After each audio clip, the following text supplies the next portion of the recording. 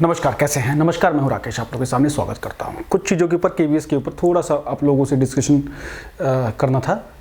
कुछ चीज़ों को लेकर कुछ बच्चे जो खासतौर से पहली बार परीक्षा में जा रहे हैं या जो कई सारे एग्जामों में एलिजिबल हैं, केवीएस के ही अलग अलग पोस्टों के लिए एलिजिबल है, तो 2-3 दिन से लगातार क्वेरी आ रही थी। उसके ऊपर छोटा सा, ये बिल्कुल पॉइंटेड मैं बात कह रहा हूँ। 2-3 चीज़ें हम फटाफट डिस्कस करेंगे, फिर आप लोग अपनी पढ़ाई को लेके कंटिन्यू करिएगा।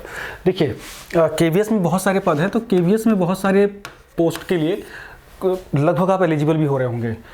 जिसमें अगर टीचिंग की बात करें तो पीआरटी, टीजीटी और पीजीटी, ये जो आपको बड़े पद दिख रहे हैं टीचिंग वाले, इसमें ज़्यादातर लोग जो पोस्ट ग्रेजुएट तक हैं लगभग लोग इसमें एलिजिबल दिख रहे होंगे, है ना। तो उसमें से बहुत से लोग करें कि क्या करें, सबको भरें या नहीं भरें, पीजीटी है तो पीजीटी ही करें या टीजीटी भी करें, पीआरटी भी करें, क्या कहें। तो अगर मैं कहता हूँ कि आप बिल्कुल से स्टूडेंट लाइफ में हैं, है ना, और आप पहली बात तो ये कि जिन जिन पदों के लिए एलिजिबल हैं वो सारे पद भरिए। 1 मिनट, आप जिन जिन भी पदों के लिए एलिजिबल हैं सारे पदों को भरिए, पहली चीज़। और अगर आप बिल्कुल किसी भी जॉब में नहीं है, सीधे सिर्फ जॉब लेनी है, तो पहले प्राइमरी पे बिल्कुल फोकस कीजिए। प्राइमरी पे बिल्कुल फोकस कीजिए। अब जो परीक्षा होगी वो किस प्रकार से होगी? परीक्षा में सीनियर पोस्ट के हिसाब से पहले एग्जाम होते हैं।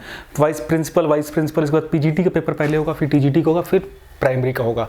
तो कैसी चीज़ों को लेकर चलेंगे, तो मैं बता दूँ आपको कि प्राइमरी का पीआरटी का जो सिलेबस है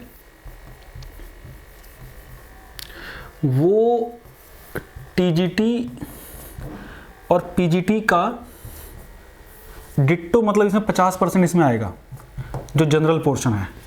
तो अगर आप प्राइमरी की प्रिपरेशन करते हैं तो टीजीटी पीजीटी का जनरल पोर्शन ऑटोमेटिकली आपका रेडी हो जाता है।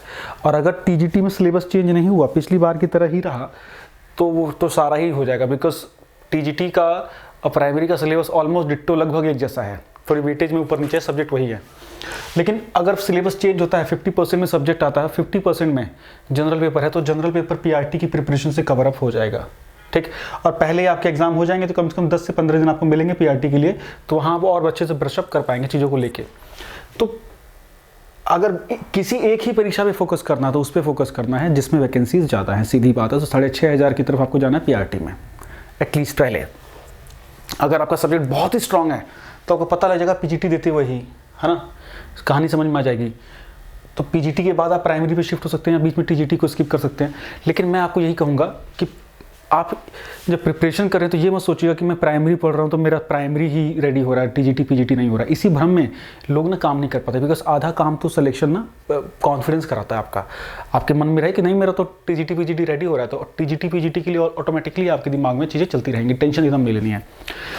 बहुत से लोग यूपी का पीजीटी टीजीटी बीच में देने वाले हैं, उनका भी पेपर लगा हुआ है, तो उनको चिंता करने की जरूरत नहीं है। उनका तो ऑटोमेटिकली टीजीटी पीजीटी केवीएस में भी रेडी है एक तरह से। तो जनरल पेपर की प्रिपरेशन कीजिए और उसको टारगेट करनी है प्राइमरी से। बिकॉज प्राइमरी के जितने टॉपिक हैं वो सभी परीक्षाओं के जनरल पेपर हैं। आपका ये सिस्टम अगर आप ये समझ गए तो जूम करके चीज़ें निकलेंगी। सही बता रहा हूँ, फिर आपको मजा आएगा। कंटेंट के रूप में अभी सिलेबस जब तक डिस्क्लोज नहीं हो रहा है, सीधे सीधे एनसीईआरटी मैंने कल ही बताया था, एनसीईआरटी की साइंस और एसएसटी पढ़ लीजिए। साइंस भी नहीं पढ़नी है तो आप सिर्फ और सिर्फ एसएसटी जरूर पढ़ लीजिए, जो इनकी हिस्ट्री, पॉलिटी, ज्योग्राफी, इकोनॉमिक्स है। 8वीं 9वीं 10वीं की जरूर पढ़ लीजिए। 8वीं और 9वीं की साइंस जरूर पढ़ लीजिए, है ना।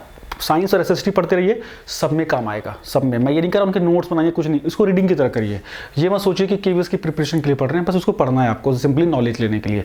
कभी भी किसी भी टॉपिक को जब पढ़ते हैं तो ये मत सोचिए कि मैं इस एग्जाम के अकॉर्डिंग प्रिपेयर कर रहा हूँ। सही बता रहा हूँ मैं।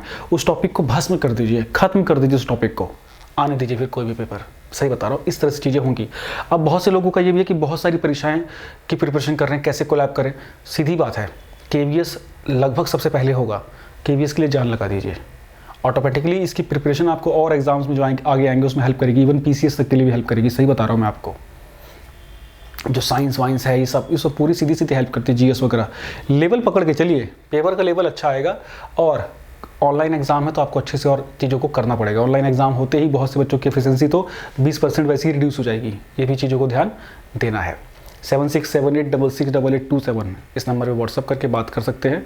कोई भी क्वेरी हो उसको उससे रिलेटेड बात कर सकते हैं। टेलीग्राम ग्रुप ज्वाइन नहीं किया उसको जरूर फटाफट ज्वाइन कर लीजिए। करंट अफेयर डेली बेसिस पे पीडीएफ आ रही है, उसको पढ़ते रहिए, मेहनत से काम करते रहिए। इस पर सिलेबस आते ही इस पर लेक्चर्स भी शुरू होंगे, ठीक है।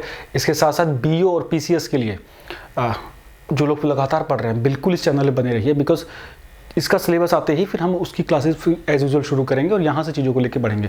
करंट अफेयर केवीएस के लिए मैं करा दूंगा, 6 से 7 क्वेश्चन करंट अफेयर के आएंगे, वो हमारे कंटेंट से बाहर आएगा नहीं, ठीक है, तो उसे चिंता नहीं करनी है। बस इतनी सी डिस्कशन था, इतना सा पॉइंट था, बस की चीज़ें थी। ज़्यादा शोर शराबे में पढ़ने की ज़रूरत नहीं है। सबके पास अपनी कमियां होती हैं, सबके पास अपनी मजबूतियां होती हैं। आप में लाख कमियां होंगी, कुछ मजबूतियां भी होंगी। मजबूतियां देखिए, इस समय है अपने को मजबूत रख के कॉन्फिडेंस के साथ आगे बढ़ने का, आत्मविश्वास से, अति आत्मविश्वास से नहीं। आत्मविश्वास आता है किताबों पे पेन घिसने से, बड़ी बड़ी बातें करने से या बड़े बड़े लोगों की बातें सुनने से नहीं आता। Thank you, bye bye.